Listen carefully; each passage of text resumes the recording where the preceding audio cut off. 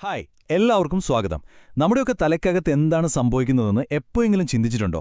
നമ്മുടെ ചിന്തകളെയും വികാരങ്ങളെയും നമുക്ക് വേണ്ട രീതിയിൽ മാറ്റിയെടുക്കാൻ പറ്റുമോ? ഇതിനെല്ലാം സഹായിക്കുന്ന ഒരു കിടിലൻ ടൂളുണ്ട്. അതാണ് ന്യൂറോ ലിംഗ്വിസ്റ്റിക് പ്രോഗ്രാമിംഗ്, അല്ലെങ്കിൽ നമ്മൾ സിമ്പിളായി പറയും NLP. ഇന്ന് നമ്മൾ അതിനെക്കുറിച്ചാണ് സംസാരിക്കാൻ പോകുന്നത്. നമുക്ക് ഒരു ചോദ്യത്തിൽ നിന്ന് തുടങ്ങാം.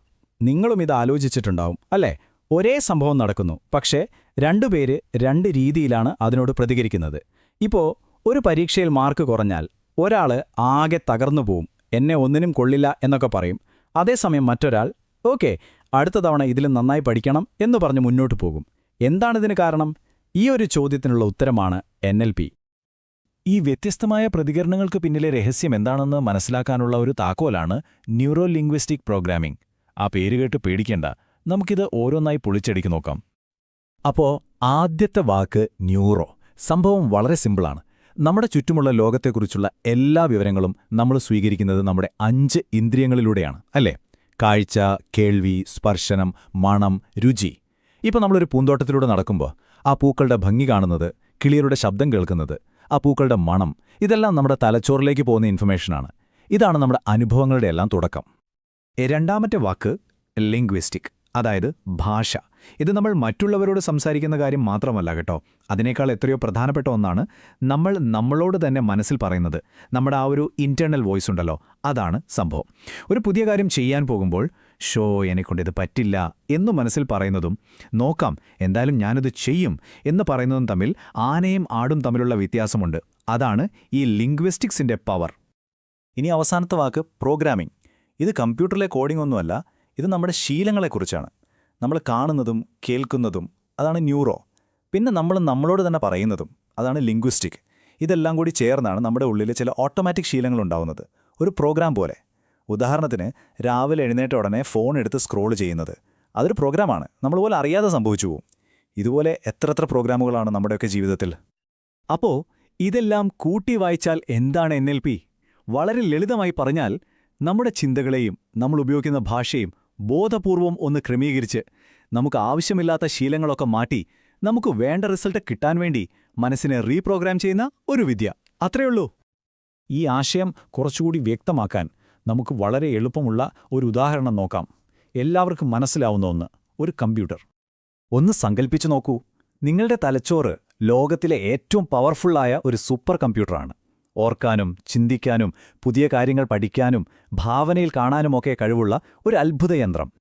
അങ്ങനെയാണെങ്കിൽ നിങ്ങളുടെ ശരീരം എന്താണ്? അതാണ് ആ കമ്പ്യൂട്ടറിന്റെ ഹാർഡ്വെയർ. നമ്മുടെ കൈകളും കാലുകളും കീബോർഡും മൗസും പോലെ, കണ്ണുകൾ സ്ക്രീൻ പോലെ. തലച്ചോറ് കൊടുക്കുന്ന നിർദ്ദേശങ്ങൾ നടപ്പിലാക്കുന്നത് ഈ ഹാർഡ്വെയറാണ്. ഇനി പറയുന്നതാണ് ഈ ഉദാഹരണത്തിൽ ഏറ്റവും പ്രധാനപ്പെട്ട ഭാഗം. നിങ്ങളുടെ മനസ്സാണ് ആ സൂപ്പർ കമ്പ്യൂട്ടറിൽ ഓടുന്ന സോഫ്റ്റ്വെയർ, അതായത് അതിൻ്റെ ഓപ്പറേറ്റിംഗ് സിസ്റ്റം. ഒന്ന് ആലോചിച്ച് നോക്കൂ, ലോകത്തിലെ ഏറ്റവും വില കൂടിയ കമ്പ്യൂട്ടർ നമ്മുടെ കയ്യിലുണ്ട്.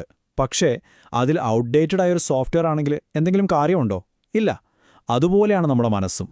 അപ്പോൾ പിന്നെ NLP എന്താണ്? അത് ഈ സോഫ്റ്റ്വെയറിനെ അപ്ഡേറ്റ് ചെയ്യാനും നന്നാക്കാനുമുള്ള ഒരു ടൂൾ കിറ്റാണ്.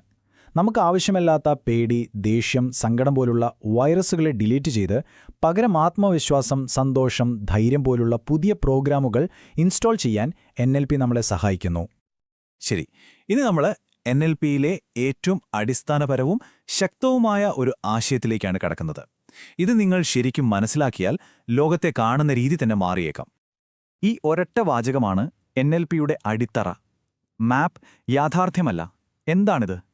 നമ്മളൊരു സ്ഥലത്തേക്ക് പോകാൻ ഗൂഗിൾ മാപ്പ് ഉപയോഗിക്കാറുണ്ട്, അല്ലേ? ആ മാപ്പിൽ കാണുന്ന വരകളും കുറികളും ആ സ്ഥലം തന്നെയാണോ? അല്ലല്ലോ. അത് ആ സ്ഥലത്തിൻ്റെ ഒരു പ്രതിനിധാനം മാത്രമാണ്, ഒരു രൂപം മാത്രം. അതുപോലെയാണ് നമ്മുടെ മനസ്സും ഈ ലോകവും തമ്മിലുള്ള ബന്ധം. അപ്പോൾ എന്താണിതിൻ്റെ അർത്ഥം? യാഥാർത്ഥ്യം അഥവാ ടെറിട്ടറി എന്ന് പറയുന്നത് നമ്മുടെ പുറത്തുള്ള ലോകമാണ്. ഉദാഹരണത്തിന്, പുറത്ത് മഴ പെയ്യുന്നു, അതെല്ലാവർക്കും ഒരേപോലെയാണ്, അതാണ് ടെറിട്ടറി. പക്ഷെ മാപ്പ് എന്ന് പറയുന്നത് ആ മഴയെക്കുറിച്ച് നമ്മുടെ ഓരോരുത്തരുടെയും മനസ്സിലുള്ള ചിത്രമാണ്. ചിലർക്ക് മഴ കാണുമ്പോൾ റൊമാൻറ്റിക് ഫീല് വരും, സന്തോഷം തോന്നും. വേറെ ചിലർക്ക് ഈ നശിച്ച മഴ എന്ന് തോന്നും. അതാണ് അവരുടെ മാപ്പ്. നമ്മൾ പ്രതികരിക്കുന്നത് പുറത്തുള്ള യാഥാർത്ഥ്യത്തോടല്ല, നമ്മുടെ ഉള്ളിലുള്ള ഈ മാപ്പിനോടാണ്. ഓക്കെ, ഈ പറഞ്ഞത് വെറും തിയറി മാത്രമല്ല. നമ്മുടെ ചിന്തകൾക്ക് എത്രത്തോളം ശക്തിയുണ്ടെന്ന് നമുക്കിപ്പോൾ തന്നെ ഒന്ന് അനുഭവിച്ചറിയാം. ഒരു ചെറിയ രസകരമായ പരീക്ഷണത്തിന് റെഡിയാണോ? നിങ്ങൾ എവിടെയാണോ ഇരിക്കുന്നത് അവിടെ കണ്ണുകളടച്ച് ഒന്ന് റിലാക്സ് ചെയ്യുക. ഞാൻ പറയുന്നത് ശ്രദ്ധയോടെ ഭാവനയിൽ കാണാൻ ശ്രമിക്കുക. നിങ്ങളുടെ കയ്യിൽ നല്ല പഴുത്ത മഞ്ഞ നിറമുള്ള ഒരു നാരങ്ങയുണ്ടെന്ന് സങ്കൽപ്പിക്കുക. അതിന്റെ തണുപ്പും ഭാരവും നിങ്ങളുടെ കയ്യിൽ അറിയാൻ ശ്രമിക്കൂ. ഇനി ഒരു മൂർച്ചയുള്ള കത്തികൊണ്ട് നിങ്ങളത് രണ്ടായി മുറിക്കുകയാണ്. അതിന്റെ നീര് പുറത്തേക്ക് വരുന്നത് കാണൂ. അതിന്റെ മണം. ഇപ്പോൾ അതിലൊരു കഷ്ണമെടുത്ത് നിങ്ങളുടെ വായിലേക്ക് വെച്ച് പതുക്കെ ഒന്ന് കടിക്കൂ.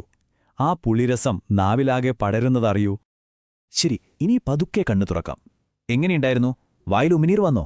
വന്നിട്ടുണ്ടാവും അല്ലേ? എന്തൊരു അത്ഭുതമാണിത്! നിങ്ങളുടെ കയ്യിൽ യഥാർത്ഥത്തിൽ നാരങ്ങയൊന്നും ഉണ്ടായിരുന്നില്ല. പക്ഷേ നിങ്ങളുടെ തലച്ചോറ് ആ ചിത്രത്തെ ഒരു യാഥാർത്ഥ്യമായി കണ്ടു. നിങ്ങളുടെ ശരീരം അതനുസരിച്ച് പ്രതികരിച്ചു. ഇതാണ് ഈ പരീക്ഷണത്തിൽ നിന്ന് നമ്മൾ പഠിക്കേണ്ട ഏറ്റവും വലിയ പാഠം.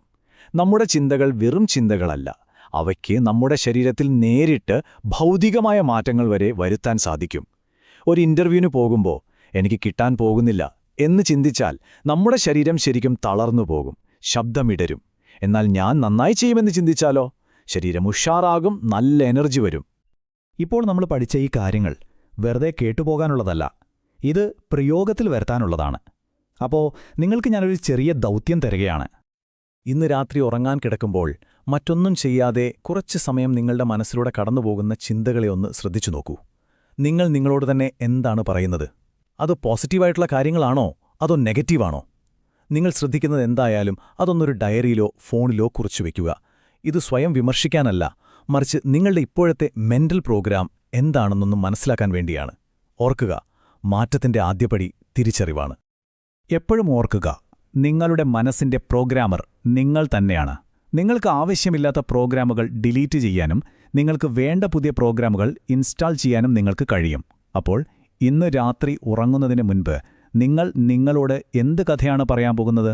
ഒരു നല്ല കഥ തിരഞ്ഞെടുക്കുക. ചിലപ്പോൾ നിങ്ങളുടെ ജീവിതം തന്നെ മാറിയേക്കാം. ചിന്തിക്കുക.